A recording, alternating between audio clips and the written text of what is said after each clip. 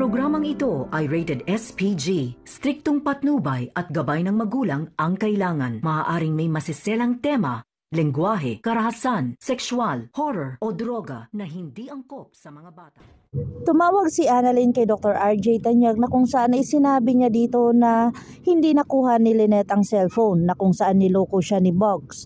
At dito na nga si Annalyn ay sinabihan siya ni Dr. RJ na it's okay lang at wala siyang hinanakit kay Lynette at saka sa kanya, na kung saan ganyan talaga ang mga tao, meron talagang manloloko. At dito na nga agad-agad si Annalyn na pumunta agad sa kanila ni Bogs, na kung saan sinabi dito ni Josa na andyan na talaga si Bogs sa kanila at kung saan maaabutan pa natin. Dito na nga sinabi ni Bogs sa kanyang tiyahin na kung saan si Bogs ay aalis na at kung saan nagliligpit na ito ng gamit upang ito ay makalayas na at maiwasan na sila ni Lynette at saka ni Moira.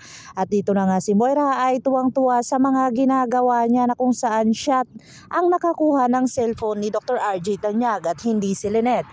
Dito naman si Lynette ay iyak na iyak dahil sa hindi niya nakuha ang cellphone, na kung saan nahihiya siya kay Dr. RJ sa kanyang mga nagawa, na kung saan wala namang anuman kay Dr. RJ, na kung saan hindi naman galit si Dr. RJ sa kanya. Dito si Dr. Lyndon ay naabutan si Zoe at ang pulis na nag-uusap, na kung saan tinanong ni Dr. Lyndon si Zoe na kung ano ang ginagawa ng pulis na iyon sa kanya or sinasaktan ba siya. At dito na nga sinabi ni Zoe wala naman, at kung saan umokay lang si Dr. Lyndon. At dito na nga si Dr. RJ Tanyag ay naabutan nga itong pulis na ito at nakita niya dito sa kanilang bahay. Tinanong niya kung anong ginagawa at naalala niya na yung pulis na yun ay yun yung nag-aasikaso ng kanyang kaso, na kung saan hindi nga nila ipinakita ang flash drive kasi wala nga doon sa kanya, at kung saan inamin dito ng pulis na iyon na wala daw ang flash drive sa kanya kundi nasa kay Moira. Abangan natin ang mga susunod pa na episode na ito, ang Abot Kamay na Pangarap.